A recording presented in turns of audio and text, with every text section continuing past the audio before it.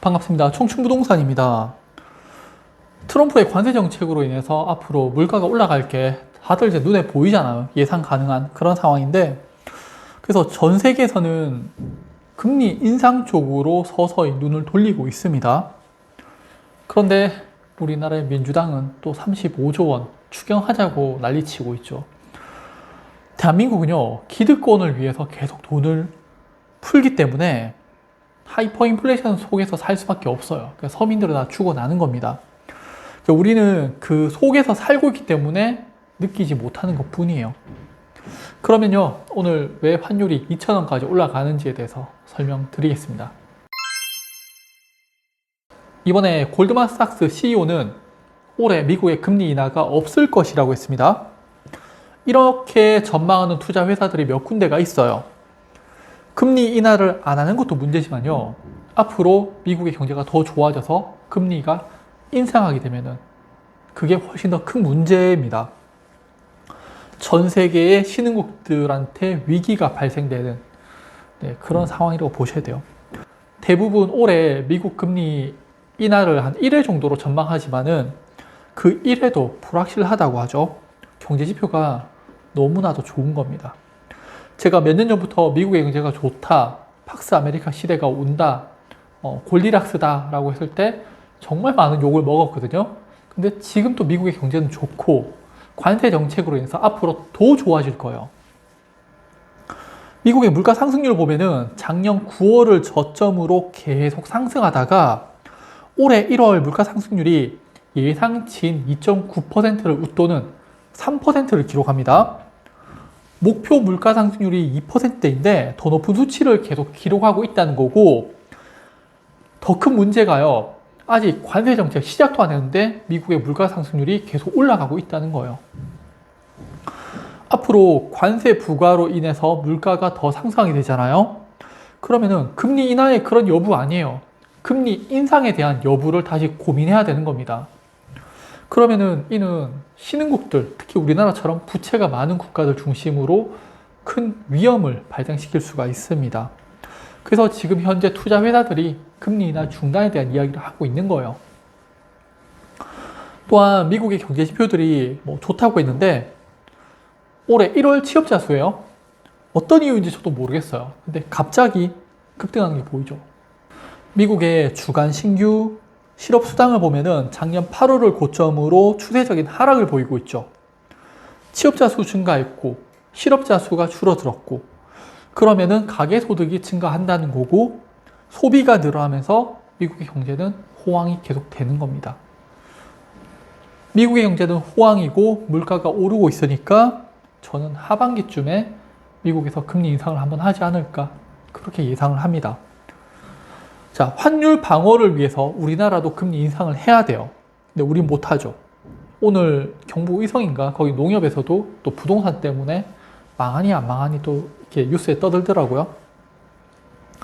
대한민국의 기업 부채 및 가계부채 추이를 보면은 지속적으로 증가하고 있죠. 문재인 정부를 기점으로 기업 부채가 약 1,000조 원 증가를 했고 가계부채는 600조 원이 증가를 합니다.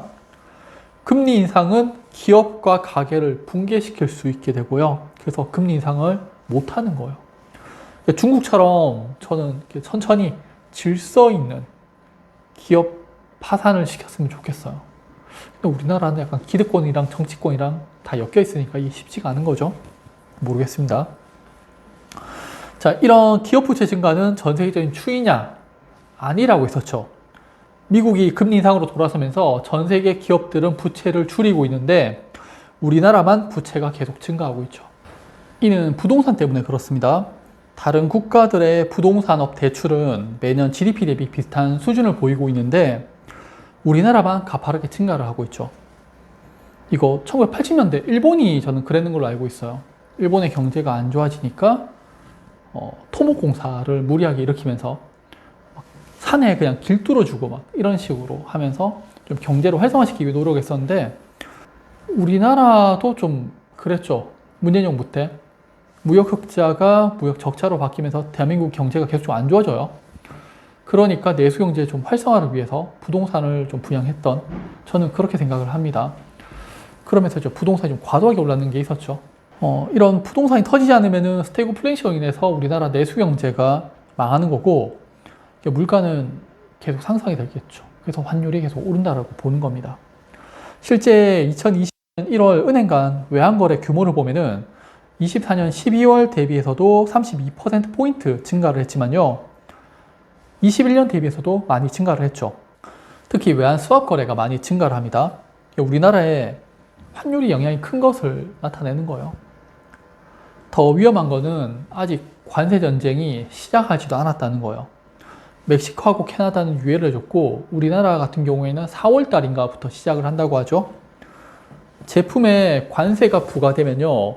그러면은 소비자한테 전달되는 가격에는 제품 가격에 관세 가격까지 포함되어서 제품이 오니까 물가는 더 올라갈 수밖에 없습니다. 우리나라의 자동차 기업들은 미국이 관세 20% 매기게 되면은 영업이익이 19% 감소할 거라고 전망하고 있고요. 자, 실적이 나빠지고 관세로 해서 물가가 오르게 되면은 스태그플레이션이 오는 겁니다. 그러니까 지금도 그 속에 있다고 저는 생각을 해요. 저는 이걸 확실하게 느끼는 게 4인 가족이고 제가 하루에 막 진짜 몇 시간 안 자고 일을 해도 소비를 못 따라가요. 소비를 못 따라가요. 제가 어떤 뭐 투자를 하는 것도 아니고 웬만큼 벌어서는 소비 자체를 못 따라갑니다. 그만큼 물가가 많이 올랐는 거예요. 과자 하나 사기 겁날 정도예요. 물가 상승은 금리 인상이 나와야 되는데 글쎄 우리나라는 금리 인상이 쉽지가 않죠. 지금 관세로 인해 가지고 원자재 가격도 덩달아 움직이고 있는데 산업의 쌀이라고 불리는 굴이에요. 관세로 인해서 제품 가격이 올라갈 거라고 보니까 기업들이 먼저 구리를 사재기하고 있는 거죠. 그래서 구리 가격도 올라가는 거고, 자, 전 세계는 지금 앞으로 관세로 인해서 물가가 올라갈 것을 준비하고 있어요. 그래서 기업들은 제품을 빨리 구입하거나 또는 금융기관들은 금리 인하를 멈추거나 또는 금리 인상에 대한 전망을 하고 있는 그런 상황인데 민주당은 또 역시나 돈 풀자고 하고 있죠. 왜 그런지 모르겠습니다. 전 국민에 25만 원 뿌리자고 하고 있고 35조 원 추경하자고 합니다. 전 세계 경제 흐름하고 반대로 가는 거예요. 대한민국 기업들의 그 부채 추이가 그랬잖아요. 전 세계 기업들은 미국 금리 인상하네 부채를 줄여야지라고 하는데 우리는 부채를 계속 증가시켜버리는 그런 모습 같아요. 유동성 출현 정책을 써야 되는데 왜 자꾸 돈을 풀자고 하는지 결국에는 기득권들이 손해보기 싫은 거예요. 자기들이 다치기 싫은 거예요. 그래서 밑에 사람들한테 돈 줘가지고 기업들의 제품을 사가지고 기업의 실적을 좋아지게 만들고 부동산을 사가지고 부동산을 다시 부양하게 만들고 또 정치인들 기부를 하면서 정치인들도 잘 사는 그런 모습을 생각하는 것 같아요. 좀 지속적인 유동성 공급 정책으로는요, 국내적인 요인으로는 잘 사는 사람들은 더 잘 살게 되고, 그리고 인플레이션으로 인해서 서민들이 더 커지는 이런 양극화가 늘어나게 되고요. 국외적으로는 환율이 계속 급등할 수밖에 없습니다. 대한민국의 화폐 가치는 지금 솔직히 말씀드리고 그냥 쓰레기가 되고 있어요. 이거 그냥 애국심으로 야 우리나라가 어떤 국가인데 라고 하겠지만은 현실은 대한민국 화폐 가치는 쓰레기가 되고 있어요. 실제 우리나라의 물가 상승률도 다시 상승하고 있어요. 1월 달에 2.2%를 기록하면서 오르고 있고, 자, 물가 오르고 있는데 민주당에서는 돈 풀자고 하고 있는 거예요. 전 세계의 그런 경제 흐름을 좀 못 따라가는 전형적인 남미형 포퓰리즘 정책, 그냥 돈 풀자.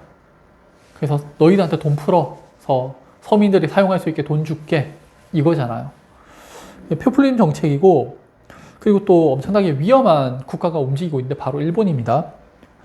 이 자료가 일본의 물가 상승률인데 2%대 후반에서 4%로 움직이다가 1월 달에 3.6%로 물가 상승률이 급등을 해버려요. 그러니까 일본에서 금리 인상을 바로 해버리죠. 일본의 경제도 계속 좋아지고 있고요. 물가도 오르다 보니까 지금 0.5%의 기준금리를 1%까지 올리겠다라고 하고 있죠. 그럼 나타나는 게 다시 엔캐리 트레이드가 나타나는 겁니다. 돈이 더더욱 부족한 시기가 오는 거고, 이와 비슷했던 상황이 1990년대 생각하시면 되세요. 미국을 넘어선다고 했던 경제 대국 일본이 1980년대 후반에 버블 붕괴가 나타나죠. 그러면서 전 세계에 돈이 마르기 시작합니다. 1992년 러시아의 모라토리움이 선언되고요. 95년에 아시안 외환위기가 오게 되고 97년에 우리나라도 IMF에 들어가게 되죠. 그리고 2001년에 IT 버블이 오면서 그때부터 미국이 다시 천문학적인 돈을 풀게 됩니다. 그러니까 지금 현재 상황에서 미국이 돈을 풀 이유가 없어요. 그 말은 지금 현재의 고금리를 지속적으로 유지하겠다는 거고, 그러면은 신흥국들 위주로 차례차례 무너지게 되는 겁니다. 제가 왜 환율이 2,000원 간다고 이야기했냐면요. 2022년에서 현재까지 미국의 달러는 약 3% 정도 상승을 했어요. 대한민국의 환율은 약 17% 상승을 했습니다. 우리나라보다 환율이 더 많이 상승한 국가가요, 터키의 리라와 그리고 러시아의 루브라 정도입니다. 비교가 안 되죠. 우리나라보다 한 단계 아래에 있다고 생각했던 멕시코, 인도 이런 국가들 전부 다 환율 변화 조금 몰랐어요. 환율. 그러니까 대한민국의 화폐 가치가 지금 막 무너지고 있어요. 이거 정치적으로 말고 정책적으로 생각해 보세요. 문재인 정부 때 돈 얼마나 많이 풀었는지, 부동산이 얼마나 급등했는지, 그리고 왜 대한민국의 사상 최대 무역 흑자가 무역 적자로 변했는지. 그때 제가 말씀드렸어요. 대기업들의 실적이 안 좋아지게 되면은 하청업체들부터 실적을 쪼오게 될 거라고. 그래서 우리나라가 중국에 있던 그런 태양광 같은 거, 쓸모없는 것들 막 반덤핑으로 받아왔었잖아요. 저는 그렇다고 봅니다. 네, 다들 잘 생각하셔가지고 좀 좋은 결정 내리시길 바라겠습니다. 네, 그럼 오늘 영상 또 봐주셔서 감사합니다.